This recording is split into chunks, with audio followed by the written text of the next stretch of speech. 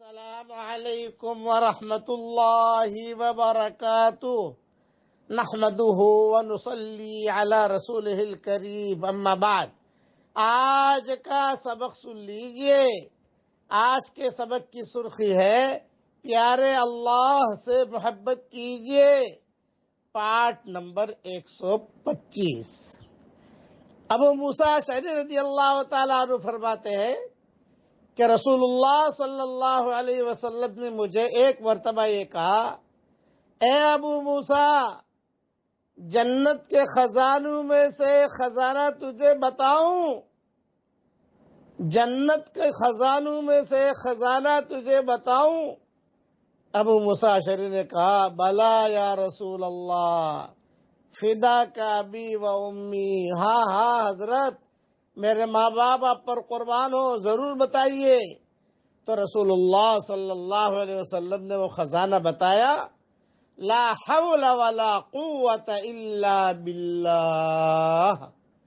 یہ حدیث صحیح بخاری شریف میں ہے، اس لیے یہ جملہ پڑھتے رہنا چاہیے، اس سے پریشانیاں دور ہوتی ہیں۔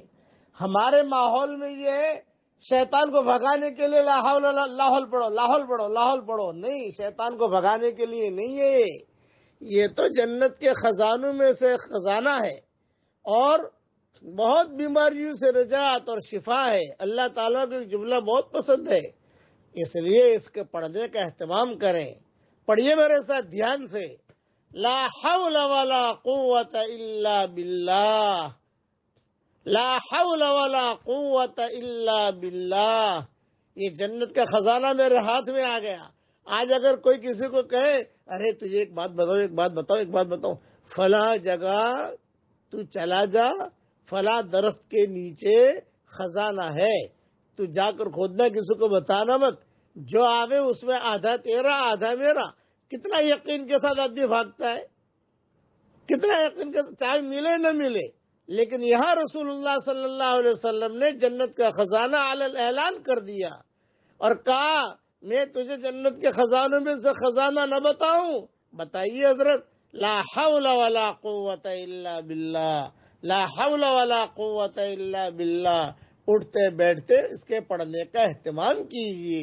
ہاں، اس سے انشاءاللہ پریشانیاں بھی دور ہوں گی، بیماریاں بھی دور ہوں گی، گھر میں خیر اور برکت بھی آئے گی۔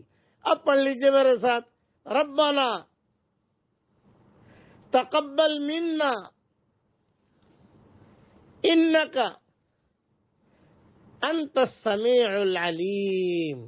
اپنے عملوں کو قبول کرانے کے لیے، سبقوں کو قبول کرانے کے لیے، دینی کاموں کو قبول کرانے کے لیے یہ دعا مانگتے رہنا چاہیے۔